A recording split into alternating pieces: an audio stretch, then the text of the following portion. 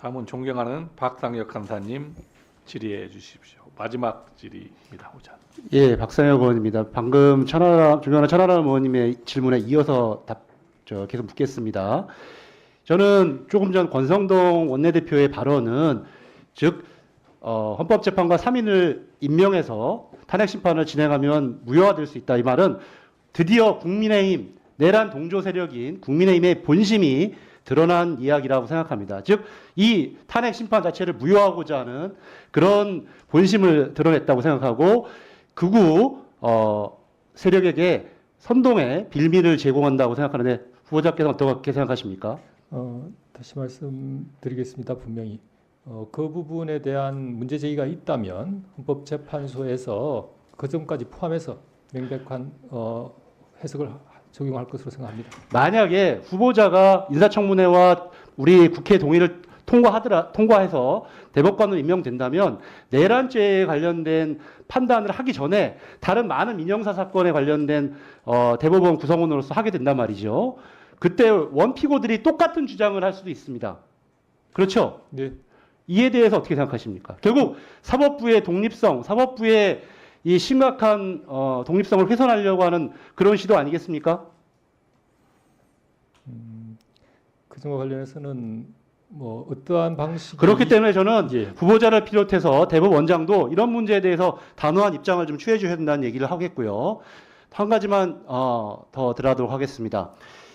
오늘 방금 김영현 씨가 또 한 번 이 궤변을 늘어놨는데 그중에서 대표적인 것이 부정선거론입니다. 아까 존경하는 동료 의원님들이 이 선거 관리 해보셨냐 이런 걸 물어봤는데 이 고성군 선관위원장도 해보셨죠? 우리 후보자? 예, 그렇습니다. 예, PPT 하나만 띄워보시죠.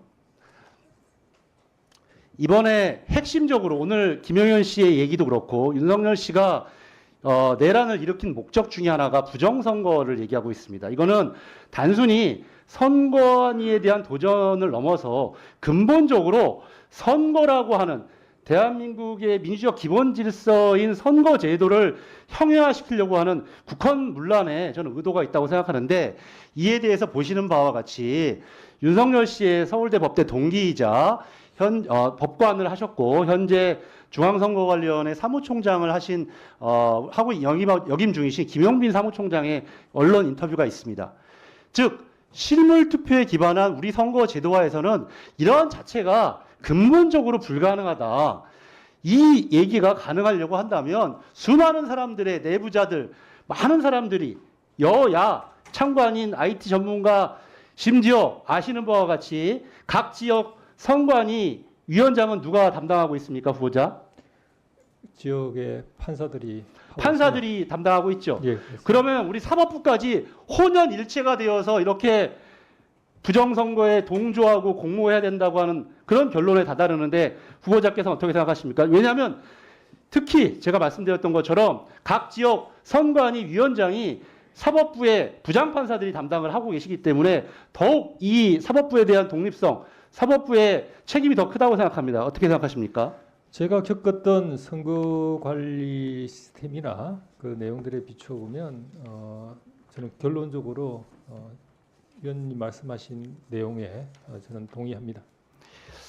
그리고 우리 형법에서 이 어떤 죄를 저질렀을 때 시기와 종기 뭐 이런 부분을 다투지 않습니까? 이를 시기와 종기를 다투는 법률적 실익은 뭡니까? 시기는 소위 말하는 실행의 착수라서 그 범죄의 착수 시점이고 종기를 논하는 이유는 종기에 도달하지 못하면 이제 미수가 되고 종기에 도달해야 기수가 된다. 아마 그런 법률적 의미는 있는 것 같습니다.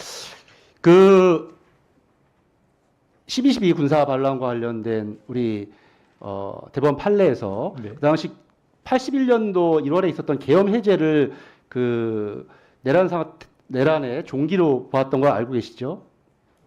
거기까지는 정확하게는 제가 아까도 우리 존경하는 서병원 의원님 질문도 좀 있었습니다만 이것이 지금 내란 상태가 지속되고 있는 것이 아닌가라고 하는 걱정과 우려들이 있습니다.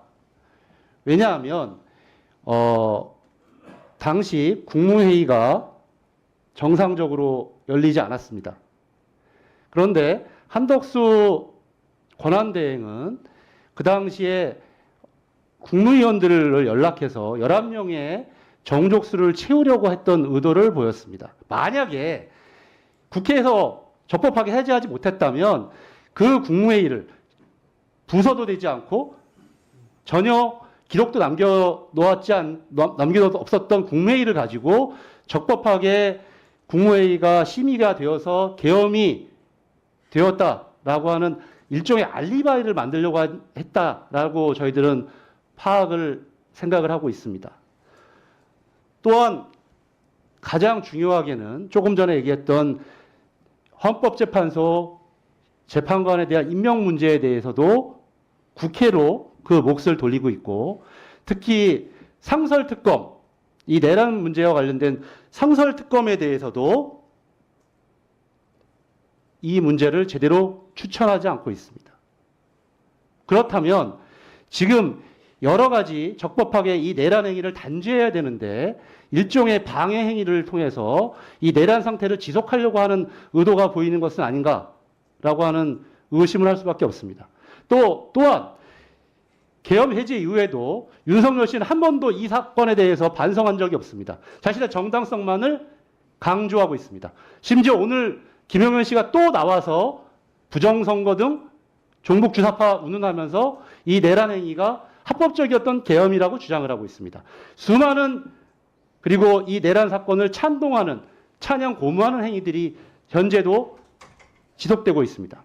그렇다고 한다면 지금 내란 상태가 지속되고 있고 이 부분들까지 나중에 포괄해서 수사해서 처벌해야 된다고 생각하는데 후보자는 어떻게 생각하십니까? 말씀드린 대로 당일 계엄 해제 요구 결의가 통과되고 해제가 됐다고 해서 저는 안도했고 편하게 잠이 들었었는데, 그때 이후에 그러한 수사 과정이나 이런 걸 통해서 추가적인 상황들, 또 의원님께서 말씀하신 그런 의혹들이 제기되고 있어서 국민들께서도 불안해 하신다는 이야기를 저는 들었습니다. 박상격 의원님 수고하셨습니다.